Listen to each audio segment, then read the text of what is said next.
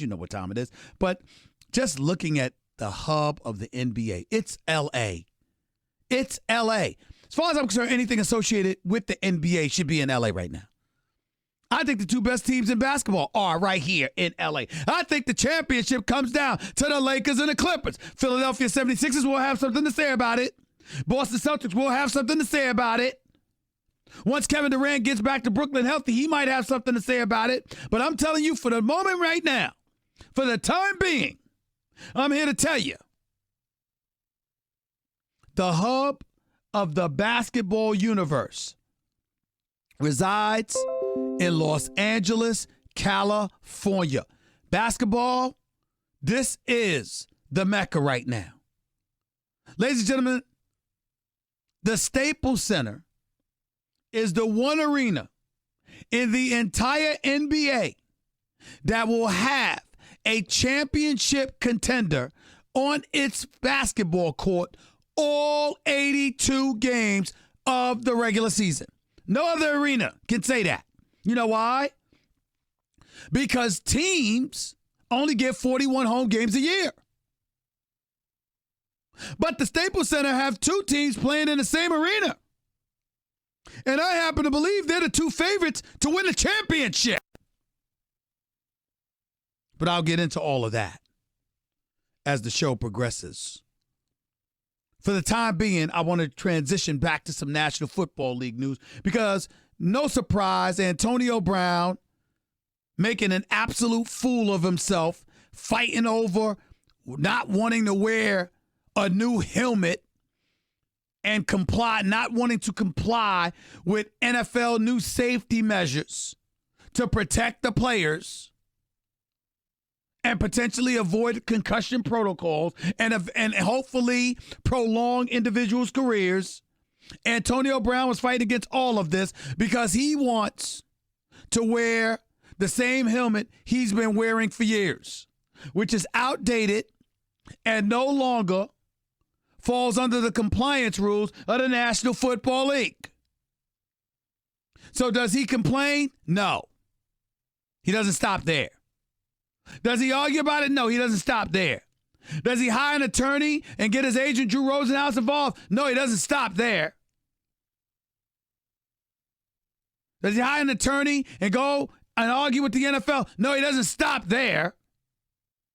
This dude decides that he is going to quit football and forfeit $30 million unless he gets to wear the exact helmet he wants to wear.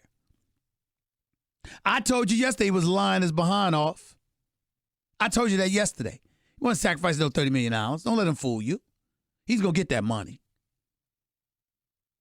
You know, matter of fact, when people tell you they don't need money, unless it's Warren Buffett, Bill Gates, or somebody like that, don't believe them. They need the money. Always remember that. Always remember that. But anyway, forget about me and just me talking about this. My guy, NFL analyst for ESPN, contributor to First Take. Catch him on NFL Live today as well. Former Super Bowl champion with the New England Patriots. The one and only Damien Woody is on the line with us. What's up, big boy? How you doing?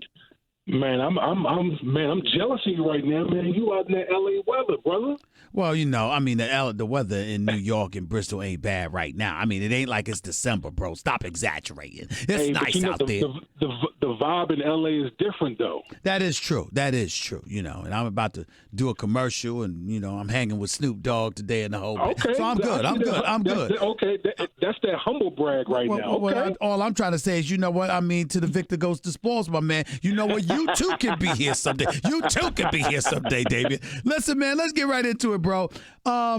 Your thoughts about this whole thing with Antonio Brown. Now that it seems to be behind us all, what did you make of his argument? How valid was it in your eyes?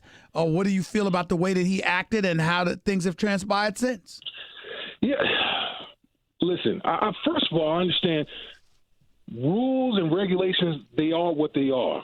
And it's not meant for compromise. It's meant for the safety of the sport and safety of the players. But there's a different perspective is that athletes are creatures of habit. We don't like change. Okay, even the great Tom Brady, when he had to change his helmet, he was reluctant to do so because there's a comfortable feeling about it. So you're just reluctant. So I understand where AB is coming from with the helmet situation. You've been riding with that your whole career with Pittsburgh Steelers. And then when you change helmet, man, the face mask is different. It messes up your vision and so on and so forth. So I understand it, but listen, he wasn't going to win that battle anyway. So it's best to just get you behind in the camp and get rolling. Here's my thing. You're the new guy on the Oakland Raiders. They gave you $30 million in guaranteed dollars. Okay? You're the leader of the team. Any potential kind of residual impact from his showing his willingness to act like this? There anything that you can foresee being problematic? Well, I think, this type of episode by AB, it definitely, listen, you only get one chance to make a first impression. Okay, that's the thing right out the gate. These guys have been excited to work with you. You're a big part of the offense. You're the main attraction. Everyone wants to come see Antonio Brown. And then you have this whole frostbite, the helmet. Guys in the locker room are like, man, what the hell is wrong with this dude? Especially the stories that you hear from week 17 of the guy basically quit. Mm-hmm. So listen, as a veteran, man, you just want your guys in the building so we can win, because football's not like basketball. Basketball, one guy can dominate. Football is dependent on the next man, and we need all hands on deck to try to change the culture in Oakland. What kind of year are you expecting him to have? And I'm only asking that question from the standpoint, this isn't Mike Tomlin coaching, this is John Gruden. This isn't Big Ben Roethlisberger throwing him the football, it's Derek Carr. What kind of year are you expecting from Antonio Brown? Because like you said, it ain't basketball where you can dominate, one guy dominates. Antonio Brown can't do a damn thing if that offensive line don't block for him and that quarterback can't get him the football. Yeah, listen, Stephen, you got to understand, man, and you're a Steelers fan, that Steelers offense has been prolific for years. That's hard to replicate going to a new team, new coach, new quarterback. That takes years and years of stability to be able to put up those type of numbers. Anyone who thinks that Antonio Brown is going to put up the type of numbers that he's been putting up in Pittsburgh, I think are sadly mistaken. Yes, well, I mean, Antonio Brown will he still be a stud and put up really good numbers? Absolutely. But we're talking about a guy that was for 6 straight years caught over 100 balls. I mean, that's just ridiculous. And the way that John Gruden likes to play football, he's going to want to run the ball. Okay, that's why they drafted Josh Jacobs out of Alabama, running back in the first round. So, AB, I think it's going to take a little bit of a step back, but he's going to get a lot of opportunities. Well, the reason why I'm asking that question is because unless things are ideal, I'm wondering, shouldn't there be an elevated level of concern as to how he may act if the team is losing and he ain't getting his numbers? Well, you bring up a good point, because think about this, Stephen. The Pittsburgh Steelers were in the mix all the way until week 17, and he quit on them in week 17. Imagine if the Oakland Raiders they go off and start off 2-5. What are we to expect from Antonio Brown in that particular situation? He's always had Big Ben and an elite offensive line and a really good receiver opposite of him. We don't know. We don't know what the situation will be like with the Raiders. Damien Woody right here with Stephen A., ESPN Radio, ESPN News. Did you see the Giants and Jets going up against each other in their first preseason game against each other? I did. What did you peel away from that game? Talk to me about whether it's Daniel Jones, whether it's Sam Darnold, whomever. What did you peel away from that game? I think Sam Darnold is going to be. I think he's primed to make a really big jump this year. I really do. I mean, listen, Le'Veon Bell didn't even play in that game. But you could see some of the weapons that the Jets have on offense, particularly Jamison Crowder, who was a slot receiver that came over from the Washington Redskins. He's going to help out Sam Darnold tremendously. And listen, even in the new system, you just see an air of confidence in Sam Darnold. Remember, this is a guy that was the youngest quarterback to start a season in NFL history. Mm-hmm. This guy's going to make a huge jump this year. And listen, with Daniel Jones, he was going against backers with the Jets, but I think he's starting to put to rest some of the chatter that everyone was talking about in the draft. Like, who is this guy? The guy looked confident. He looked like he knew how to run the offense. If he continues to build upon that, he's going to make things interesting for Eli Manning. Damien Woody right here with Stephen A., ESPN Radio, ESPN News. Is that when you saw, because you listen to Gettleman, and it makes no sense to us, Damien, because we've watched Eli Manning. We think we've seen slippage. We think we've seen disintegration. You listen to the New York Giants, Eli Manning's got plenty of time left. Yeah, he's 37 years of age. They think he could play a couple of more years. They think he could play at a high level for the next couple of years. Apparently, they're seeing things the rest of us haven't seen. Now, they drafted Daniel Jones. One argument is that, okay, did they make the right pick by picking him instead of Dwayne Haskins? The other thing is, okay, suddenly we've transitioned from that to literally asking questions whether or not we should expect to see this guy sooner than later, because he might already be good enough to start and basically speed up the exit or the exodus of Eli Manning. Where do you fall in line with all of that thinking? Well, listen, first of all, the Giants brought back Eli Manning at $23 million this year. He's not going to ride the pine to start off the season. But here's what I will say: Daniel Jones is going to play at some point this year, and the reason why, that Giants defense, to me, is going to be one of the worst defenses in the National Football League. And when the season starts to go awry for the New York Giants, you can't have your number 6 pick at quarterback sitting on the pine. He's going to play, and that's just the reality. It's just the reality of the situation. It's happened to some of the best quarterbacks in NFL history, and it'll happen to Eli Manning as well. Now, let's get to the Cowboys, because you see what's happening with Ezekiel Elliott. You see the news about Dak Prescott, him turning down $30 million thus far. Correct my memory, I do believe somebody named Damien Woody picked the Dallas Cowboys to go to the Super Bowl this season. Are you still feeling that way, Damien Woody? You want to bring up old stuff right now? It ain't old. You just did it 2 weeks ago. You just did it 2 weeks ago. It's not old. Bring up old stuff. Why are you bringing up old stuff right now? Because it's what you said 2 weeks ago. Well, you know what? Damn it, I stand by my word. I'm still gonna stick with him. I think. Listen, Jerry Jones embellishes all this attention, all this media drama. That's why the Dallas Cowboys are America's team. That's why the Dallas Cowboys are worth the most of any sports franchise in the world. So he embellishes it. He'll get this thing worked out. And when he does get this thing worked out, guess what? All hands will be on deck, and the Cowboys, with their roster, will be in contention to get to the Super Bowl. Like I said, I'm not backing off my pick. I'm picking them to go to the Super Bowl. What do you think Jerry Jones? Who do you think Jerry Jones should take care of first, Dak Prescott or Ezekiel Elliott? Well, listen, if Zeke is taking a team-friendly deal, then obviously it's going to be Zeke. But from all indications, that doesn't sound like the route that Zeke is going to go, so you're going to take care of the quarterback first. All right? I think that's where it all starts. The quarterback is, a guy that I believe was a 4th-round pick. He's exceeded expectations. By no means am I calling him an elite, but when you're a 4th-round quarterback, nobody expects you to perform the way that Dak Prescott has performed up to this point, okay? So you take care of the quarterback first. This guy's been clean off the field, done everything the Cowboys have asked him to do. So you take care of the quarterback, and then you move from there.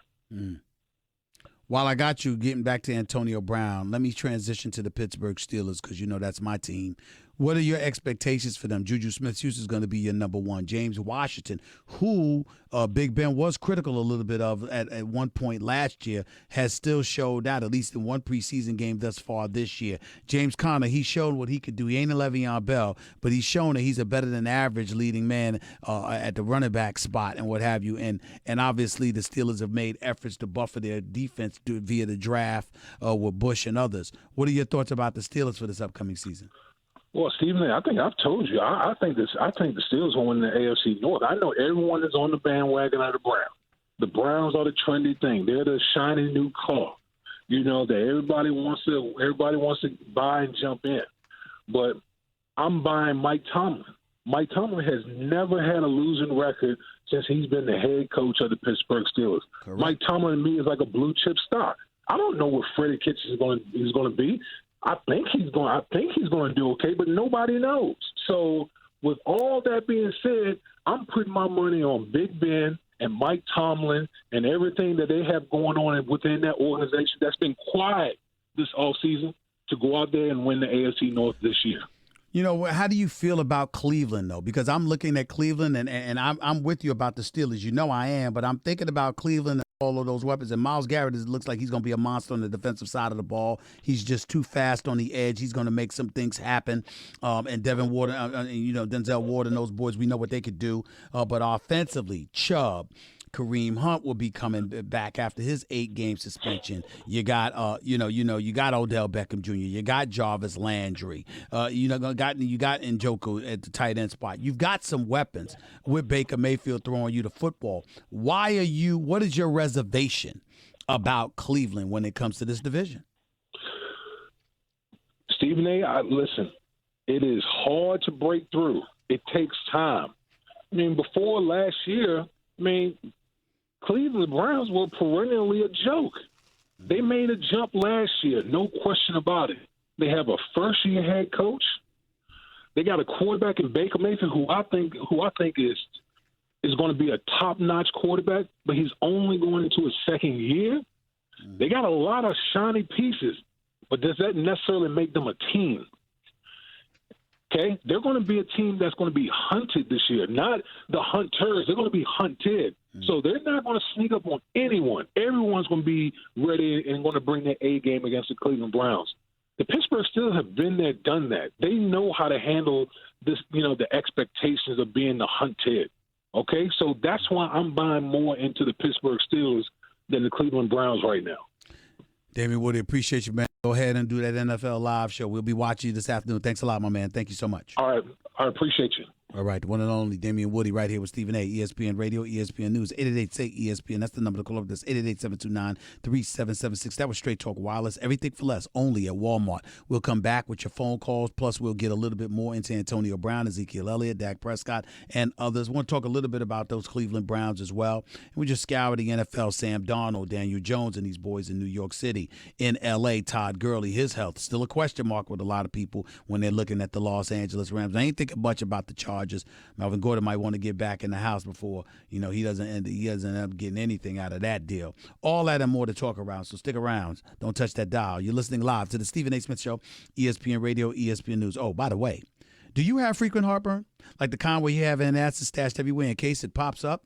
You know what I mean. You keep some in your bag or your desk or your car or your nightstand. You have those chalky tablets ready for whenever and wherever heartburn strikes. But listen up. There's an easier way to deal with your heartburn. That's Prilosec OTC. Just one pill a day will last a full 24 hours with zero heartburn. So kick your antacid habit. It's possible with Prilosec OTC. Use as directed for 14 days to treat frequent heartburn.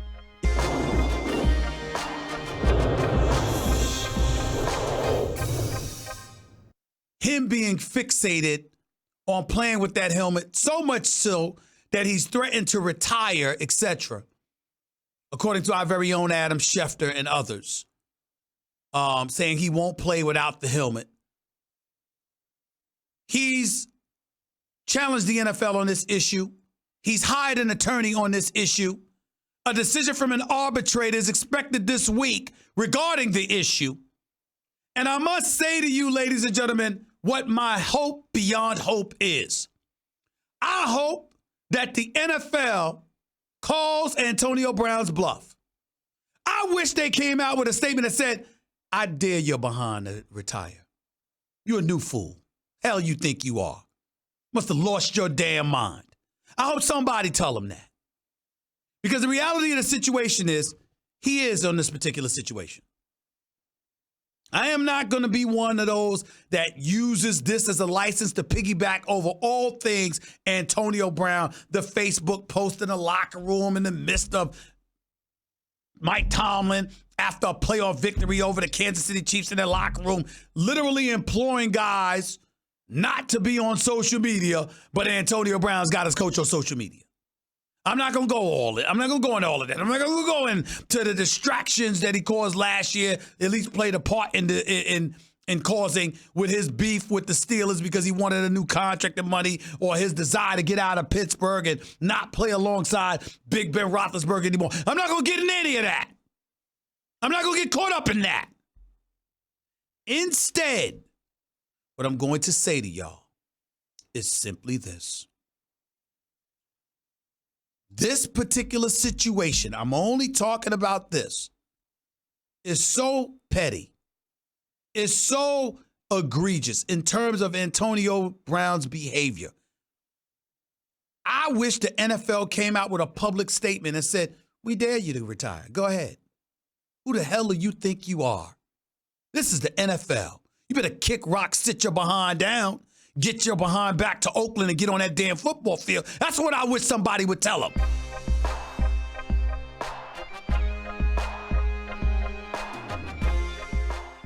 And then there are narcissist divas, and that is what Antonio Brown is. Antonio Brown just wants to make a big deal about himself on Hard Knocks. The Pittsburgh Steelers look genius because this guy is certifiable. He's going to bypass $30 million guaranteed because of a helmet. We're talking about legitimate crazy pills. At the end of the day, you trying to fight this fight is like trying to use Instagram on a flip phone. The Stephen A. Smith Show on ESPN Radio is presented by Progressive Insurance. Guests on the Stephen A. Smith Show appear via the Shell Pennzoil Performance Line.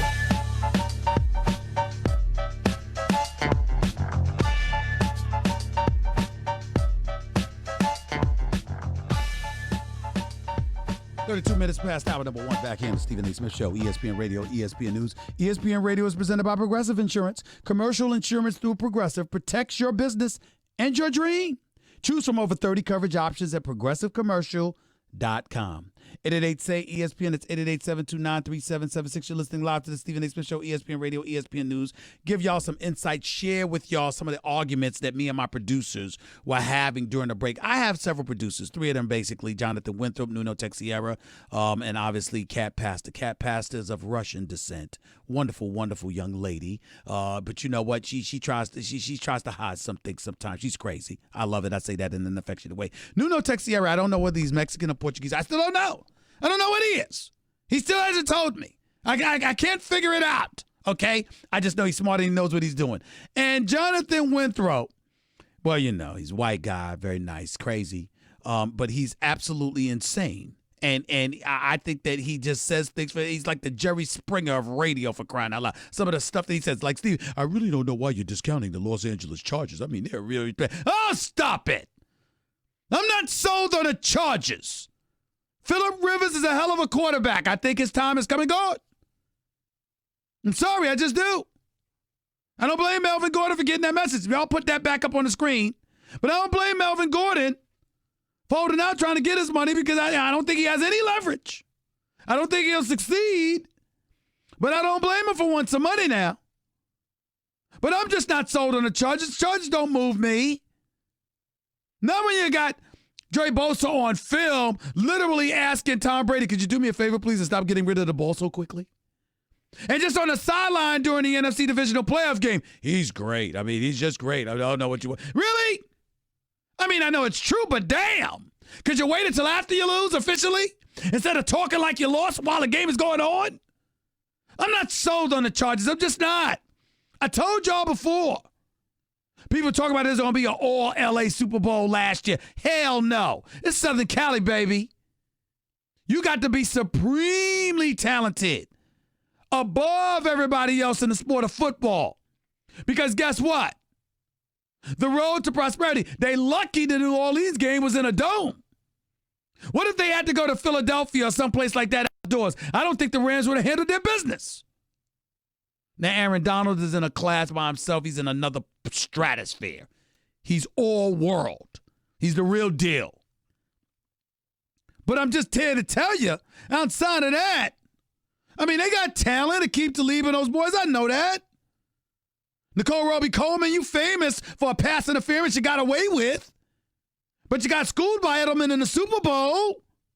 I'm just not sold on the Los Angeles teams, even though I think the Rams got a chance, but certainly not the Chargers. I don't think the Chargers are better than Kansas City.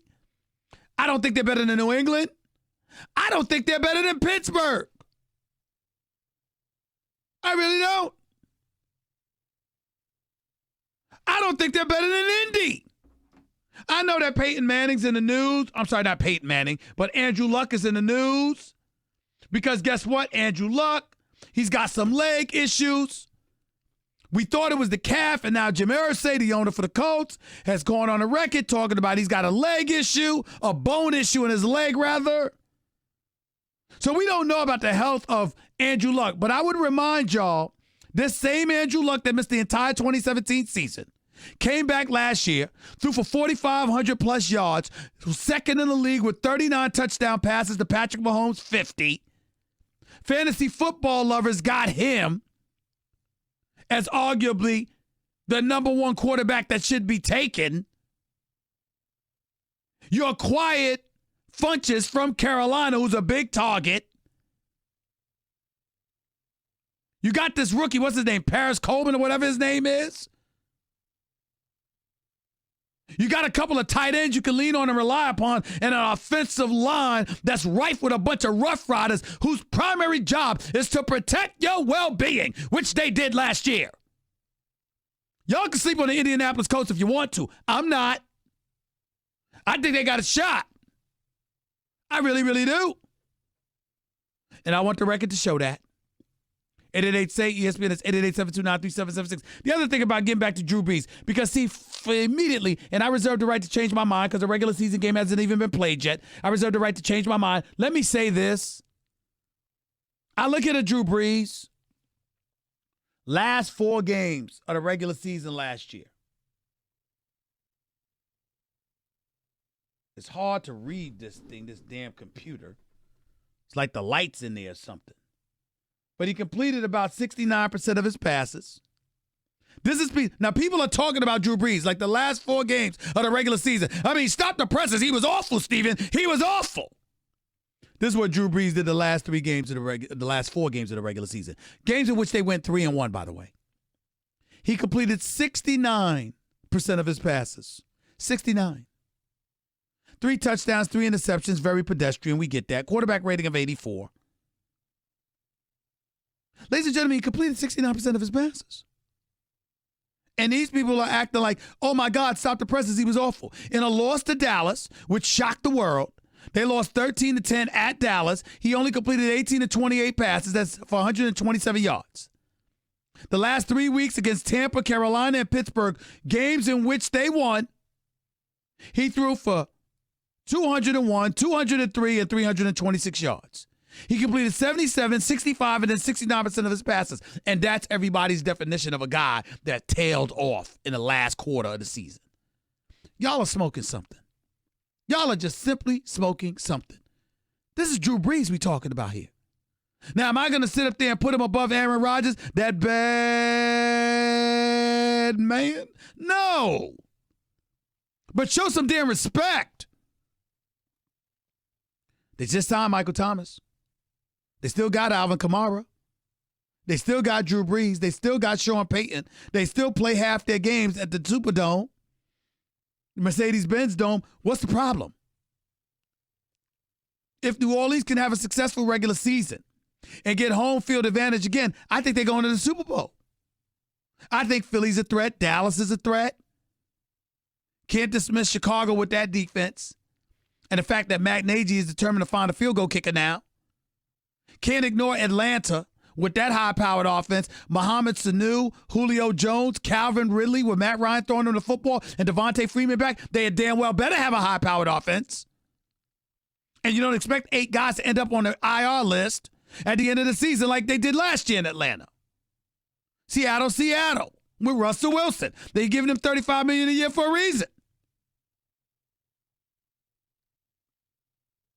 But New Orleans certainly look like they should be one of the favorites. That's just me. 888-SAY-ESPN. It's 888-729-3776. You're listening live to the Stephen A. Smith Show, ESPN Radio, ESPN News. Ryan, talk to me. Stephen A., I absolutely do not think that the Cowboys should buckle on Zeke because running back is the most replaceable position in football. And don't get me wrong, I understand how great he is. But if you look at the past couple of years, Le'Veon Bell has great numbers 2 years ago, sits out a season. James Conner puts up very good numbers on a team with a good line and a good wide receiver. You look at the Los Angeles Rams. Todd Gurley has a great season. He gets banged up. C.J. Anderson carried that team through the playoffs. Now, if Amari Cooper wasn't in Dallas, I'd say break the bank for Zeke. But now that Amari Cooper is there, they got a great line. Now they got a wide receiver that demands respect. I do not think that Dallas should break the bank on, Hey, Ryan, on Zeke. are you ready for this? I think I got an even better argument for your point than you do. Are you ready for this? Sure. Running backs. The last time a leading rusher won a Super Bowl, who was that?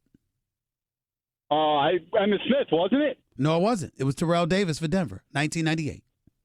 Wow. Emmitt Smith before that. Other than that, Adrian Peterson, LaDainian Tomlinson, the list goes on and on of guys who ran the football exceptionally well, even guys going back to the Priest Holmes of the world with Kansas City and stuff. You have leading rushers all over the place. It never manufactures itself into a Super Bowl. Usually it's the quarterback that does it for you. And that's another reason why you take care of Dak before you take care of Ezekiel Elliott. And I would agree that you have to sign Zeke if that team wasn't built the way it was built. With that offensive line, now you got a true number one receiver. You don't need a guy of Zeke's talent to be effective in that backfield because the rest of the team is so good. Mm-hmm. I got you. Appreciate the call, man. Thank you so much. 888-SAY-ESPN. It's 888-729-3776. Back with more of your calls in a minute. Plus, I'll transition to some NCAA talk as well in hour number 2. Get that Rich Paul rule. Agent for LeBron James, CEO and founder of Clutch Sports. Obviously, LeBron James, when the NCAA came down with a ruling last week talking about it would be required that certified agents have a 4-year degree before being able to go after some of these collegiate athletes. Rich Paul spoke out against it. LeBron James spoke out against it because he thought it was a direct assault against his guy, Rich Paul. Well, the NCAA turned around, modified that rule, omitted the requirement of needing a bachelor's degree in order to be a certified agent. You just need to be in good standing with the National Basketball Players Association. So we'll get into all of that as the show progresses today. Stick around, don't touch that dial. You're listening live to the Stephen A. Smith Show, ESPN Radio, ESPN News. By the way, if you missed any of my opening segment, go check it out on demand in the Stephen A. Smith Podcast. Brought to you by the Capital One Quicksilver Card, earning unlimited 1.5% cash back on every single purchase, everywhere. Hey! What's in your wallet? This show and all of ESPN is streaming live. When you demand money, there's 2 things that you got to bring to the table: value and trust. My value is determined by my performance.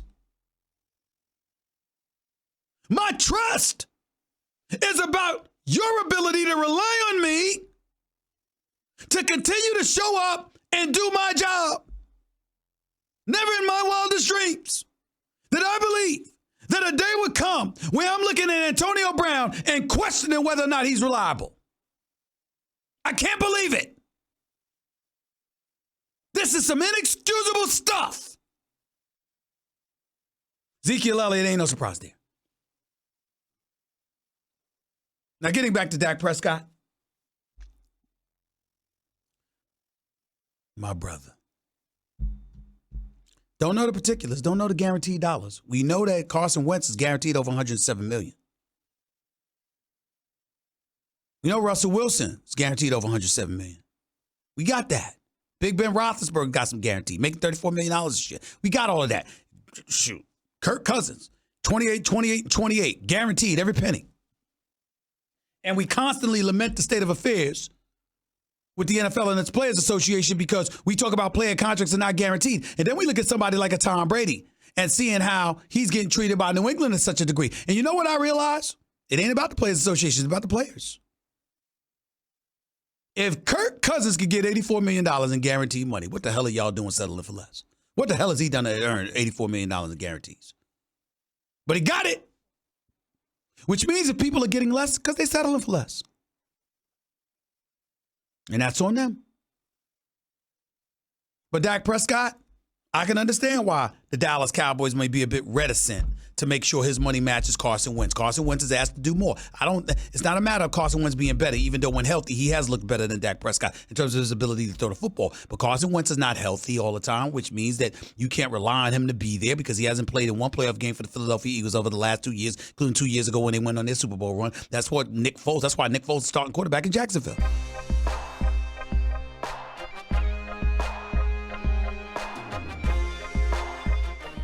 A. Smith Show on ESPN Radio is presented by Progressive Insurance. Guests on the Stephen A. Smith Show appear via the Shell Pennzoil Performance Line.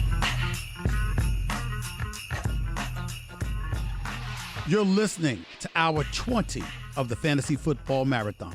Remember to sign up and play fantasy football by going to ESPN.com/FFL or in the ESPN Fantasy app. 51 minutes past hour number 1. Back in the Stephen A. Smith Show, ESPN Radio, ESPN News. Some news. The National Football League and Jay-Z team up on music and social justice campaign. It's an article in the New York Times. I'll read you the first couple of graphs. Looking to move past more than 2 years of national uproar, which started when football players began to kneel during the national anthem, the NFL has signed a deal with the rap star and impresario Jay-Z to gain a foothold in the music business and get a seal of approval for one of the country's biggest African-American celebrities for its social justice efforts. The deal with Roc Nation, the rapper's entertainment and sports company, calls for the firm to be the NFL's live music entertainment strategist, a role that will see Roc Nation and Jay-Z consulting on entertainment, including the Super Bowl halftime show, and contributing to the league's activism campaign, Inspire Change. The NFL is keen to portray the Roc Nation deal as a way to bring more high-profile entertainers to its events. It also represents an effort to quiet the long-running controversy over its handling of players kneeling or sitting during the national anthem, most notably by Colin Kaepernick, the former San Francisco 49ers quarterback, and to form a bond with its most vigilant and influential critics. The NFL has a great big platform, and it has to be all-inclusive, Jay-Z said in an interview this week. They were willing to do some things to make some changes, that we can do some good, end quote. Roc Nation and the NFL are set to announce the deal tomorrow. Financial terms were not disclosed. Love it, love it, love it. One of the best halftime shows, I think the best halftime show I've ever seen in my life, was Beyonce and Bruno Mars and Coldplay throwing down. Bruno Mars turned it out years ago when Denver got romped by Seattle. But the year after, with Coldplay, Bruno Mars, and Beyonce was something spectacular. Beautiful, beautiful thing. Entertainment, with consulting from Jay-Z. I mean, please, can't get no better than that. But I will ask this question from everybody, not Jay-Z, but anybody. When is somebody going to mandate, while everybody's making all of these deals, that Colin Kaepernick gets a job again in the National Football League? After all, even the president said if he can still play, let him play. So what's the problem? Hour number 2 up next. All set with your new Toyo tires. The Stephen A. Smith Show starts right now.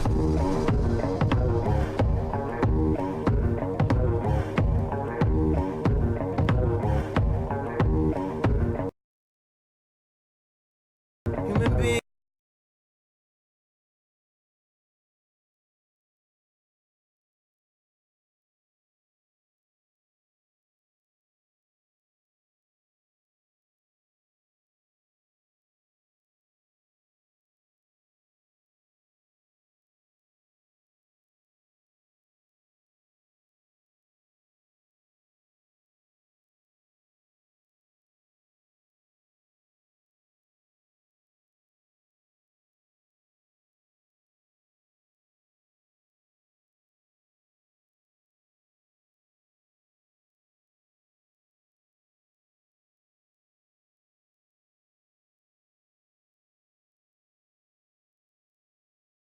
Of the Stephen A. Smith Show. I apologize. I had the microphone away from my mouth. Again, I'll repeat it for a third time. Welcome to hour number 2 of the Stephen A. Smith Show right here on ESPN Radio and ESPN News, coming at you as I love to do every weekday over the airwaves of ESPN Radio and ESPN News. ESPN Radio is presented by Progressive Insurance, making it easy to bundle your home and car insurance. Plus, from the biggest concerts and games to the hottest theater shows and more, Vivid Seats has it all. Download the app and join the Vivid Seats Rewards Loyalty Program today. 888-SAY-ESPN. That's 888-729-3776. You are listening live to the Stephen A. Smith Show, ESPN Radio, ESPN News, in approximately a half hour or so across the street at the Staples Center. Errol Spence Jr. and Sean Porter are going to have a press conference for their upcoming fight. I believe it's September 28th at the Staples Center. Looking forward to that. But I ended hour number one by bringing up this agreement that Jay-Z has reached with the National Football League. Essentially, Jay-Z and the National Football League are partnering with one another. And this is what it is. New York Times article, Washington Post article. NFL and Jay-Z team up on music and social justice campaign. And the NFL has signed a deal with the rap star and impresario Jay-Z to gain a foothold in the music business and get a seal of approval from one of the country's biggest African-American celebrities for its social justice efforts. The deal with Roc Nation, a rappers, entertainment, and sports company, calls for the firm to be the NFL's live music entertainment strategist, a role that will see Roc Nation and Jay-Z consulting on entertainment, including the Super Bowl halftime show, and contributing to the league's activism campaign, Inspire Change. Now, if you know Jay-Z, and I know him a little bit, obviously he recognizes the reach that the National Football League has. And if you know Jay-Z, he's going to try to utilize that to his advantage, to the advantage of everybody. Because that's what he's about. It's just that simple. That is who he is. That is what he's about. Going to use their resources to help millions of people. Now, you got a lot of people out there that stood up for Colin Kaepernick. I've stood up for Colin Kaepernick while also being a critic. Because I don't necessarily believe he had a plan. And I don't think he's executed whatever plan he ultimately manufactured later on. And the last time I saw him playing football, he was 1-10 as a starter. Although I could blame a lot of it on Chip Kelly, who had no business coaching in the NFL to begin with. Shouldn't have been coaching with the Eagles. Shouldn't have been coaching with the 49ers. Should have had his behind back in college football. Should have never left Oregon. Maybe he'll do a better job at UCLA. We shall see. But the point that I'm trying to make is that when you look at a Colin Kaepernick, we see all of this stuff going on. We see all this attention being brought to bear about Colin Kaepernick and the repercussions. We still see him putting stuff out in social media, showing him working out, how he's still ready to play, et cetera, et cetera. So the insinuation, if not the flat out statement, is that I still am being blackballed. I can't get a job. No surprise there. Not surprised at all. I still think he's being blackballed. I don't think it's fair. I don't think he violated any rules or regulations. He didn't do what Antonio Brown tried to do, threatening to retire unless the league capitulates to him. He took a knee. He made a statement. But it was not in violation of any bylaws by the National Football League, period. Period. And he should have a job. But what makes it interesting now more than ever before, you see people doing business. Because obviously, if you want to use your figurative muscle to make sure that the NFL pays attention. Remember, Jay-Z refused to be a part of halftime entertainment when the NFL sought him before. Remember that. Don't forget that. Now they're doing business with him. And I have no doubt that Jay-Z is going to attempt and pull off having a profound impact. And it's bigger than just Colin Kaepernick. And we don't ignore his sacrifice, and we don't ignore what Colin Kaepernick was willing to do. But let's make sure we understand something here. It does beg the question, if the president of the United States, Donald Trump, is willing to come out and say, you know what? I don't mind Colin Kaepernick having a job in the NFL if he can still play. If the NFL is willing to do business with people who were supportive of Colin Kaepernick, if a guy like Eric Reed, who's seen in practically every photo you can fathom or come up with, taking a knee with Colin Kaepernick, still has a job in the NFL, why doesn't Colin Kaepernick have a job? I'm not saying I know the answer. What I'm challenging everybody to do is, can somebody please ask the damn question other than Stephen A. Smith? Why is everybody going about business as usual? Doing what they do. Even the people who kneeled alongside him. Kenny Stills took a knee. Hell, he just recently called out Stephen Ross, the owner for the Miami Dolphins, for his hypocrisy with Rise and being a staunch adversary against racism, against prejudice. And being the philanthropist that Stephen Ross has been throughout years. But still scheduled to throw some fundraising event for Trump, Kenny Stills, his own wide receiver, called him out without even meeting with him first. By the way, I don't support that. He should have spoke to Stephen Ross first. I support Kenny Stills' position, but I don't support him not talking to Stephen Ross, his boss, before he called him out. The man shouldn't have found out on social media. Period. I'm not a proponent of that.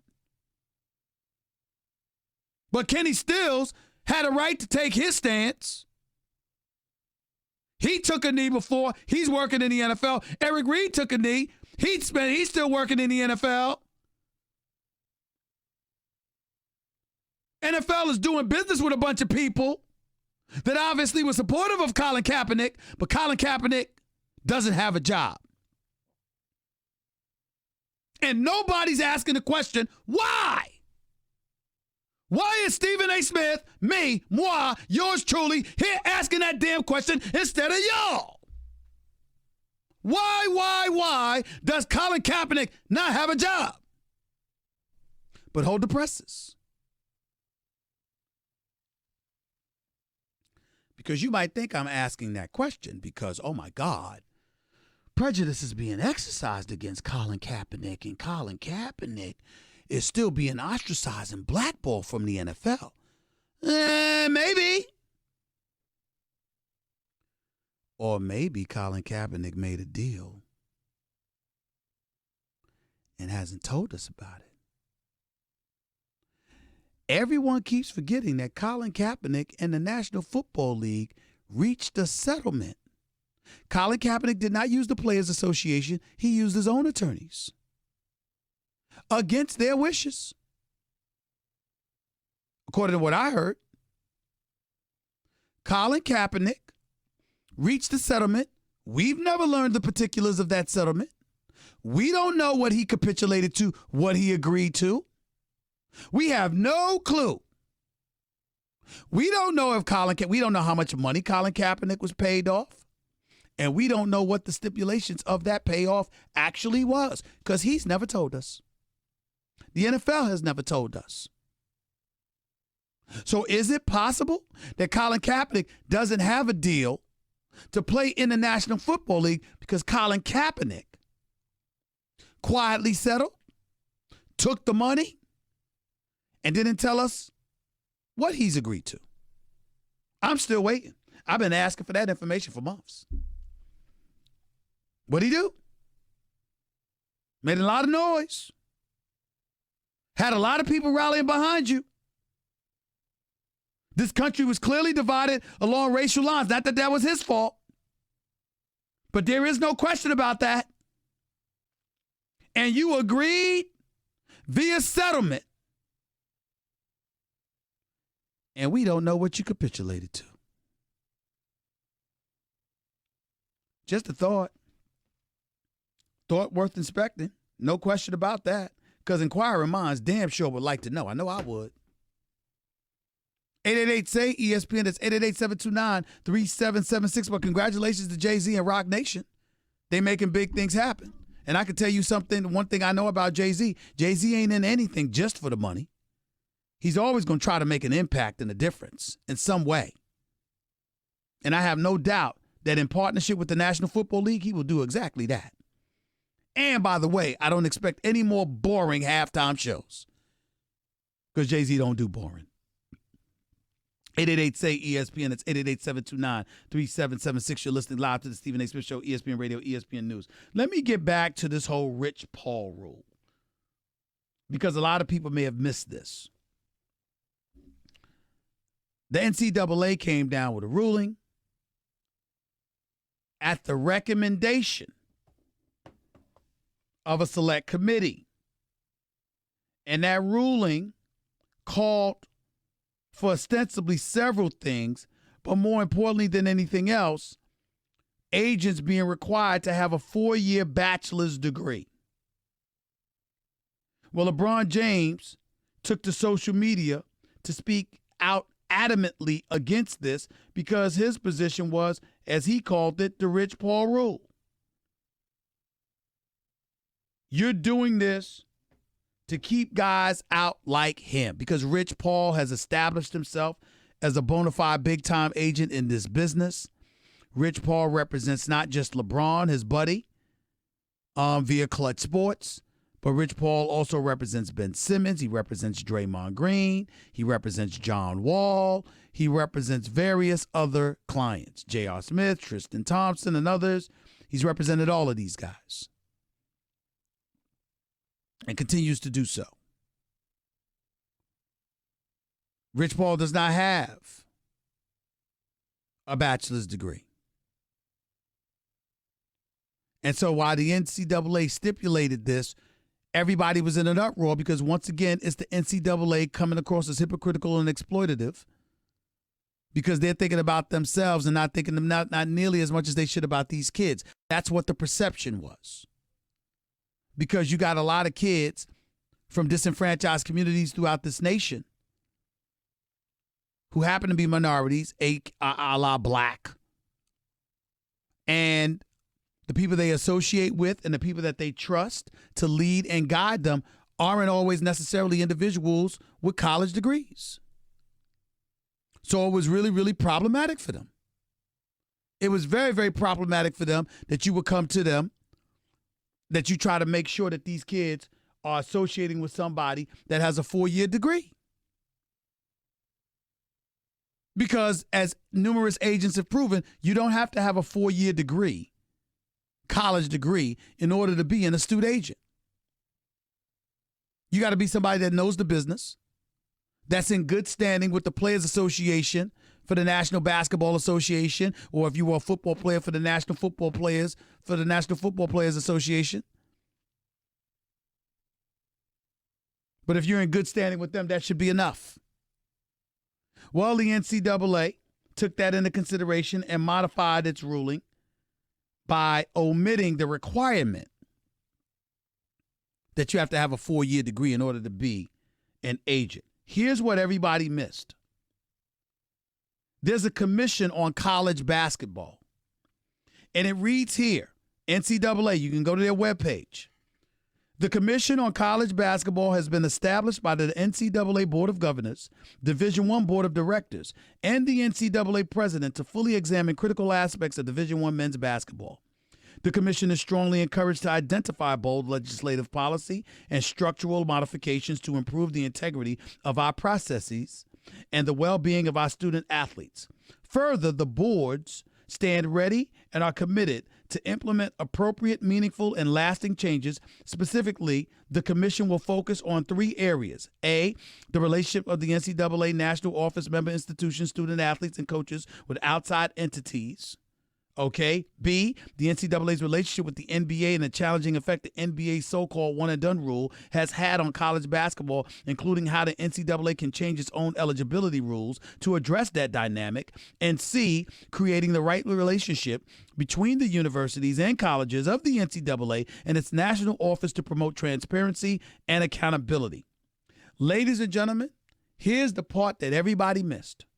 When everybody was talking about race, the Commission on College Basketball is composed of the following.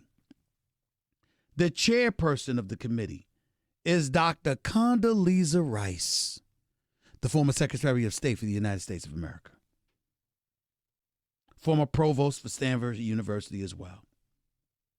She was the 66th United States Secretary of State. Mary Sue Coleman, President, Association of American Universities.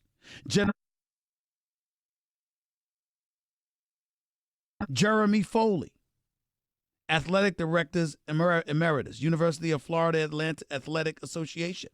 Jeffrey A. Hathaway, Vice President, Director of Athletics, Hofstra University. Grant Hill, former NBA player, NBA star at Duke, owner, Vice Chairman, Atlanta Hawks. Reverend John L. Jenkins, President, University of Notre Dame. Mike Montgomery, retired basketball coach, analyst, Pac-12 Networks, and Westwood One Sports. Bud Peterson, President, Georgia Institute of Technology, Chair, NCAA Board of Governors. David Robinson, the Admiral, former star for the San Antonio Spurs, founder, Admiral Capital Group. Gene Smith, Senior Vice President, and Wolf Foundation and Dallas Athletic Director, Ohio State University. John Thompson III, Board of Directors, National Association of Basketball Coaches. And, of course, a Catherine Rumier, I think that's how you pronounce it, former White House counsel, partner in Latham and Watkins LLP. Let me tell you what I do know. John Thompson III is black. Gene Smith is black. Grant Hill is black. David Robinson is black. Condoleezza Rice is black. That's the committee that gave the recommendation to begin with. Now, they may have made modifications once the heat came down, and a lot must have gone into it. Ladies and gentlemen, they may have gotten it wrong. But you do realize the people that were out there, quick to point out how the NCAA was engaging in pseudo-racial discrimination. Ladies and gentlemen, that recommendation, what the NCAA attempted to implement was a recommendation by that committee, rife with black people on it. Are we going to talk about racism now? See, these are the things that we got to be careful about. They might have gotten it wrong. But with the NCAA, we were making the argument that their heart wasn't in the right place, when in fact the recommendation was given to them by somebody else whose heart I know was in the right place. I know Grant Hill. I know the Admiral a little bit. I've heard a lot of great things about Condoleezza Rice. John Thompson III, don't get me started with the Thompson family and the contribution that they have made to college basketball across the board. Father and sons, they're great people. Don't tell me their heart wasn't in the right place. So yes, it needed to be modified. Yes, it needed to be corrected. Yes, people had a beef with it, and I understand that. But it's incumbent not upon just y'all, all of us, including me, just to be a little bit more careful when we're willing to throw out the race card. Because sometimes it just doesn't apply. Sometimes it's a bit excessive. Sometimes it's engaging in hyperbole and histrionics rather than just substance and truth.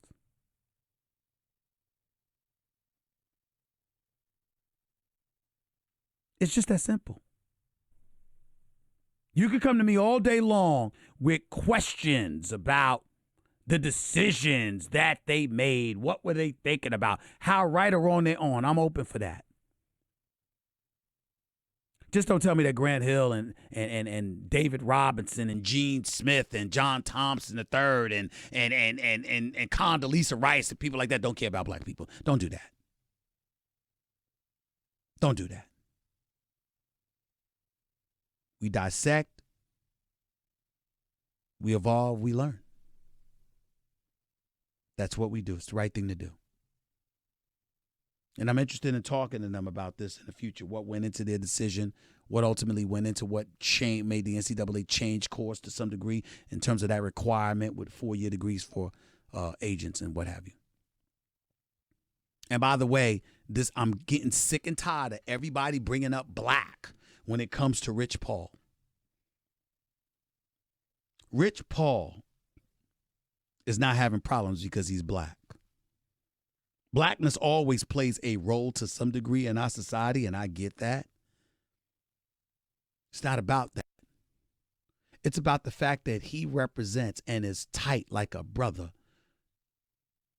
with one of the greatest players in the history of basketball, who happens to be incredibly, incredibly influential.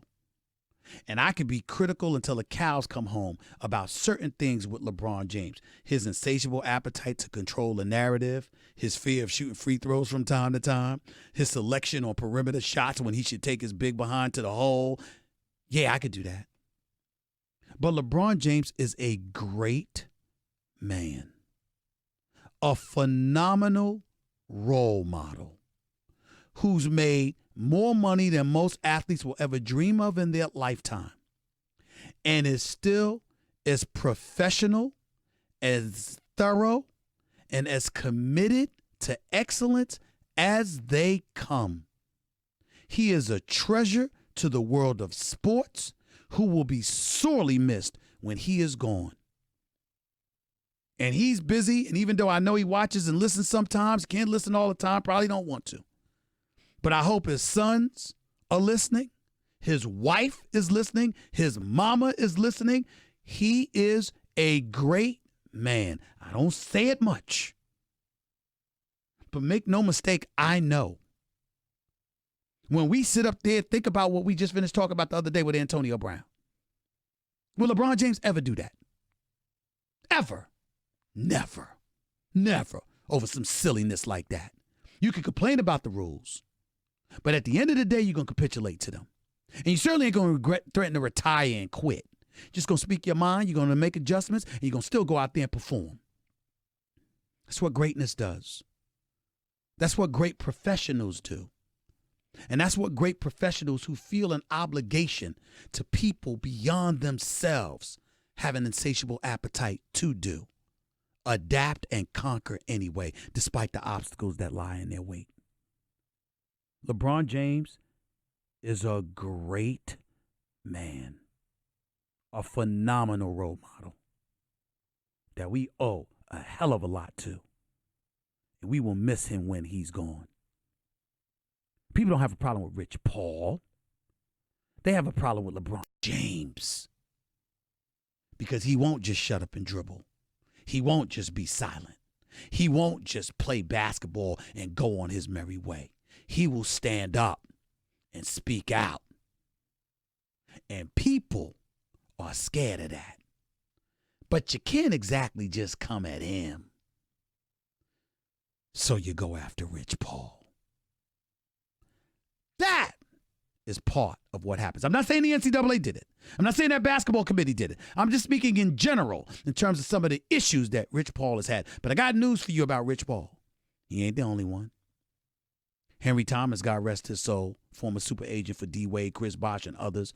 Wonderful man. Love him dearly. Miss him too. Great agent. He had those issues. Bill Strickland, former agent for Rod Strickland and others. He had those issues.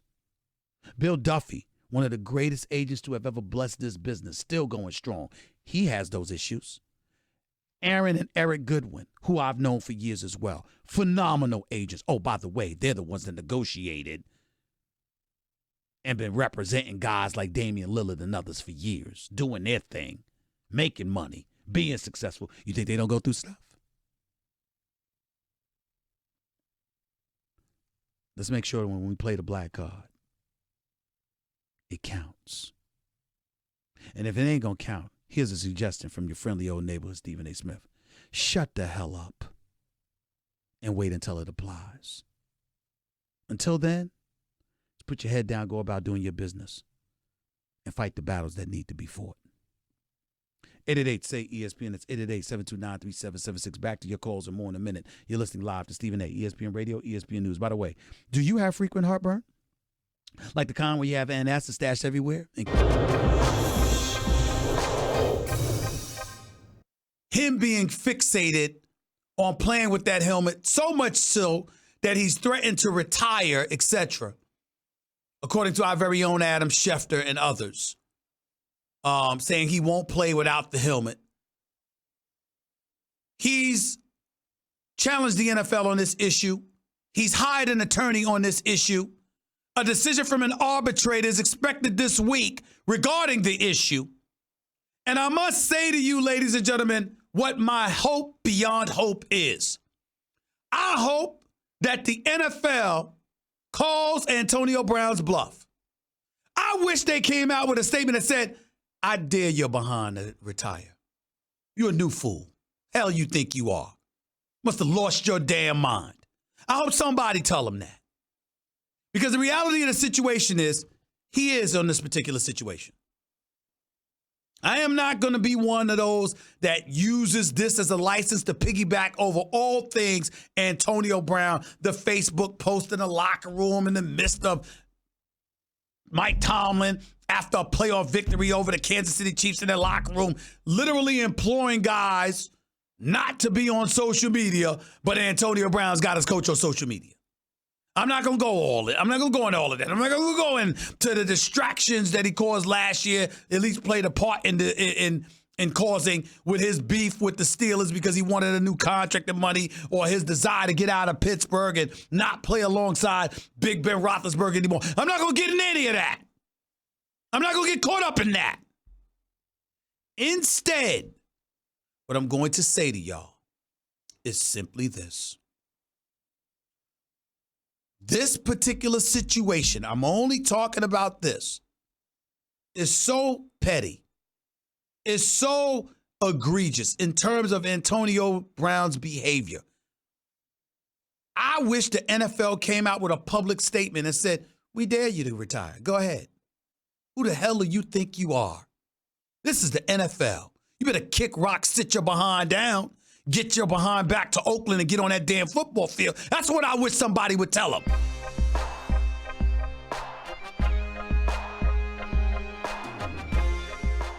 If you're a Cowboys fan, you know how much you should value him, and you know how much he may be overvalued in terms of the money that he's going to get. Won more division titles. Yeah. I've played more playoff games. Right. I've been healthier.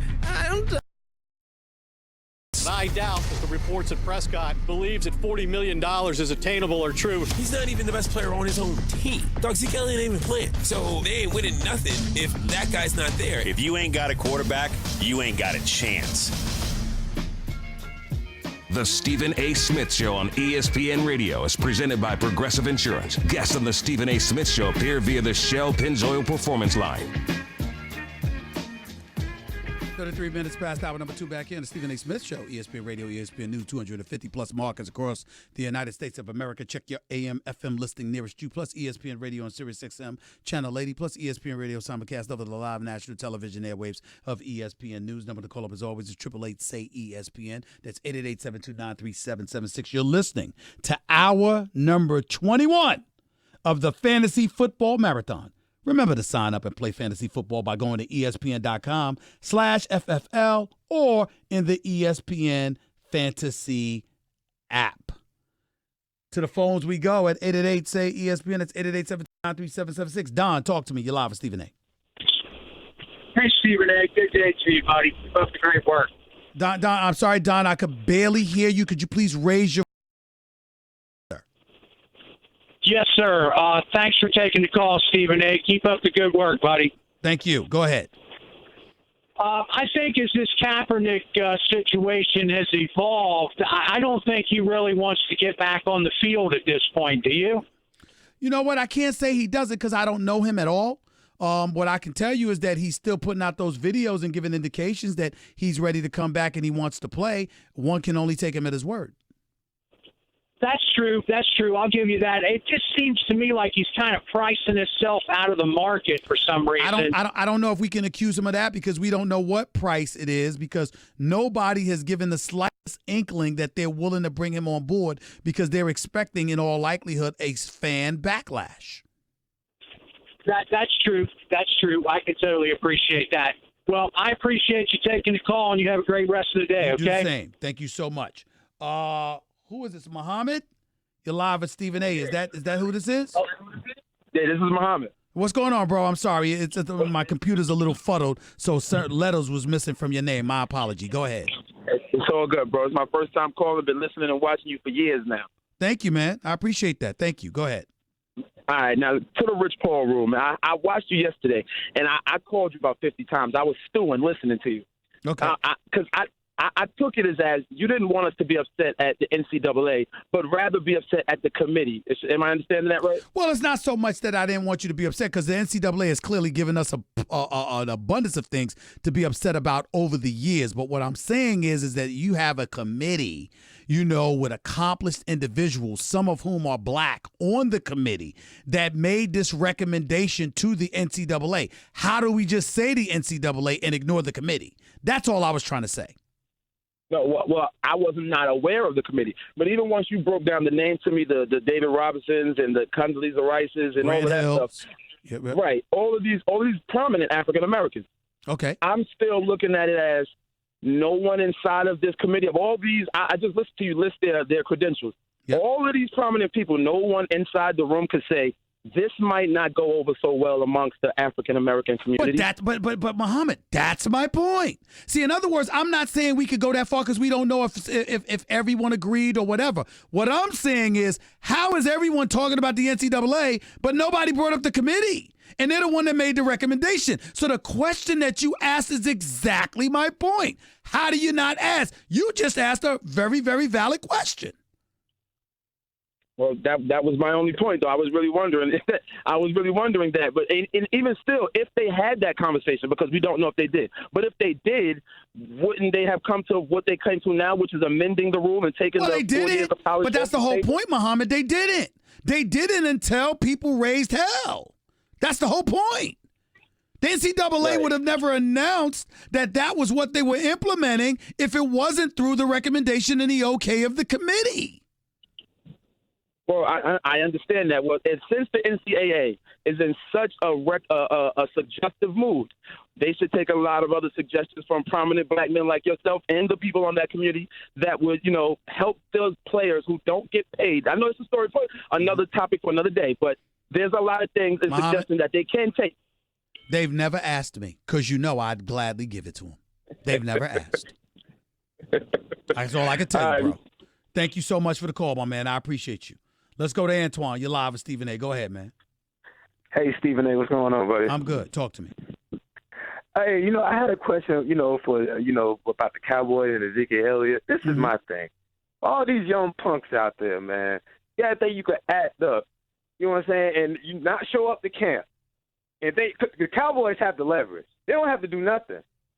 They don't, because Ezekiel Elliott's got 2 years left on his contract. Plus, he could be franchise tagged, but I don't want to call them punks. Let's be respectful to them, number one. And number two, Dak Prescott certainly doesn't belong in that conversation because he's been a model of professionalism. He's been absolutely outstanding. I feel, well, at the same time, I still feel like he doesn't deserve $30 million a year. Right, he might not deserve the $30 million, but it's not. What I would say to you is, don't look at the $30 million. Look at what the market allows. If Antoine is worth 15, but somebody came to you and offered you 30, you turning it down? Okay, that you kind of make sense right there. I understand that. Okay, you ain't turning it down, bro. You gonna take the money. But the crazy thing is, though, you see, now that Zeke ain't in there for the first couple of games, now they're going to see the other half of that, which is you probably have seen within the last couple of years when Zeke wasn't in there. Mm-hmm. So his average to me is 25. Okay. But for what I'm hearing, he wants more than 30. Well, he wants more because you gave Carson Wentz more. And Carson Wentz has never even played in a playoff game. That's why. So you're thinking Matthew Stafford makes over 27. He ain't won a damn playoff game since 1991. Matt Ryan, great, but blowing 25-point leads in the Super Bowl. He getting 30.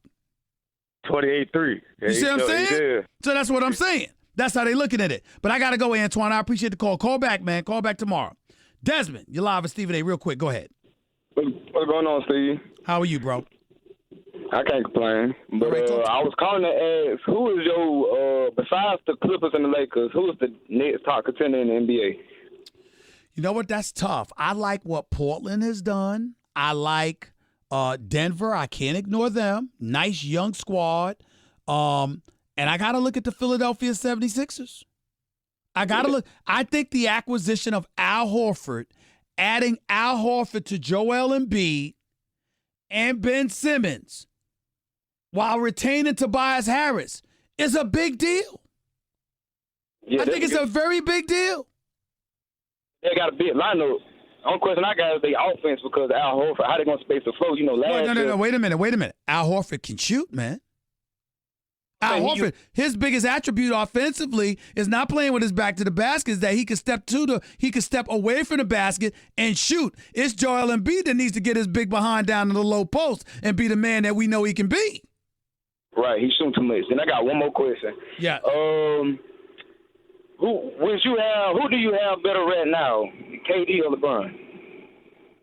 I think that KD, when healthy, because of what he can do from the perimeter offensively, I give him an edge. Plus, I've seen LeBron take a lot of defensive assignments off because of the load that he has to carry.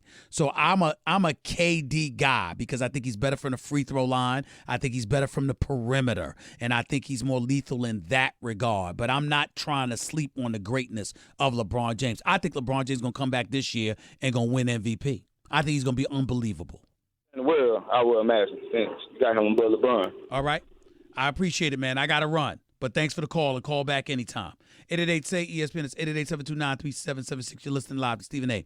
ESPN Radio, ESPN News. By the way, when you're hiring, you don't want to waste time sorting through dozens of irrelevant resumes.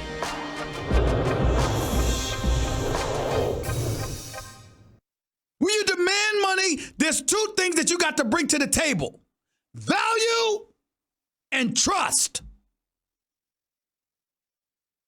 My value is determined by my performance. My trust is about your ability to rely on me to continue to show up and do my job. Never in my wildest dreams did I believe that a day would come where I'm looking at Antonio Brown and questioning whether or not he's reliable. I can't believe it. This is some inexcusable stuff. Ezekiel Elliott, ain't no surprise there. Now, getting back to Dak Prescott. My brother. Don't know the particulars. Don't know the guaranteed dollars. We know that Carson Wentz is guaranteed over $107 million. We know Russell Wilson is guaranteed over $107 million. We got that. Big Ben Roethlisberger got some guarantee, making $34 million this year. We got all of that. Shoot. Kirk Cousins, 28, guaranteed every penny. And we constantly lament the state of affairs with the NFL and its Players Association because we talk about player contracts are not guaranteed. And then we look at somebody like a Tom Brady and seeing how he's getting treated by New England to such a degree. And you know what I realize? It ain't about the Players Association. It's about the players. If Kirk Cousins could get $84 million in guaranteed money, what the hell are y'all doing settling for less? What the hell has he done to earn $84 million in guarantees? But he got it. Which means if people are getting less, because they're settling for less. And that's on them. But Dak Prescott, I can understand why the Dallas Cowboys may be a bit reticent to make sure his money matches Carson Wentz. Carson Wentz is asked to do more. It's not a matter of Carson Wentz being better, even though when healthy, he has looked better than Dak Prescott in terms of his ability to throw the football. But Carson Wentz is not healthy all the time, which means that you can't rely on him to be there because he hasn't played in one playoff game for the Philadelphia Eagles over the last 2 years, including 2 years ago when they went on their Super Bowl run. That's why Nick Foles is starting quarterback in Jacksonville.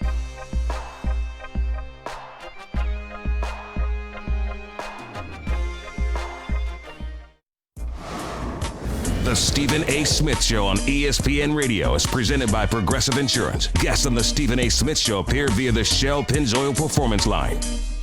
If you missed any of today's show, go check it out on demand in the Stephen A. Smith Podcast, brought to you by the Capital One Quick Silver Card, earning unlimited 1.5% cash back on every purchase everywhere. Hey, what's in your wallet? Back to the phones we go before we get on out of here for the day. Let's go to, who's that, Safe? You're live with Stephen A. Is that who that is? Yes. This is Safe from Mason, Ohio. Okay, I have a go question about if you think that the Steelers will be better without AB, because I know you like AB, but you don't like the Browns' chances this year. So I was wondering. I didn't say I don't like the Browns. I just think my issue with Antonio Brown, or rather, I'm sorry, with the Browns, is that could they do something first? You ain't won since 2002. I understand that on paper they look beautiful. I get all of that.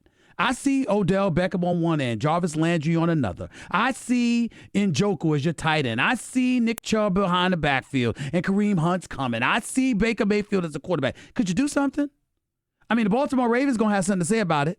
Pittsburgh Steelers going to have something to say about it. Can you do it? Now, do I think that the Steelers may be better? Well, that depends. Mike Tomlin said we want volunteers, not hostages. And the reality of the situation is that when you really, really look at it, let's call it what it is. When we look at the Browns, the Steelers rather, James Conner and Juju Smith-Schuster may not be Le'Veon Bell and Antonio Brown, but will they need to be if everybody's aligned together and playing for one another? That's the question. I think the Steelers are going to win the AFC North. That's how I answer that question. But I think the Browns are more talented. They're unquestionably more talented, and I think the Browns will win at least 9 games. But can I ask you a quick question, and then I got to go? Yeah. Does the most talented team always win football games? No. Thank you. Don't you think that the Browns have they have better talent, but we have to see. And a rookie coach, let's not forget that. But call me tomorrow, all right? Let's go to Dan real quick. You got 30 seconds. Go. I just want to know, Stephen A., how you think Aaron Rodgers is going to look in this new offense this year. Man, I don't give a damn what offense you put him in. He's the baddest man on the planet. Aaron Rodgers is a bad man. I mean, when you talk about scrambling, standing in the pocket, scrambling to his left or his right, and his ability to fling that football, you can't teach the greatness of the gifts that he has. Aaron Rodgers will find a way, and I'm disgusted, Dan, that everybody talk about Matt LaFleur as if Aaron Rodgers got to get along with him. If Matt LaFleur is smart, he will do everything he can to get along with Aaron Rodgers because he's Aaron Rodgers. Don't get it twisted. He's a bad man. And so am I. But I got to get on out of here. But I will be back in 22 hours. Until then, peace and love.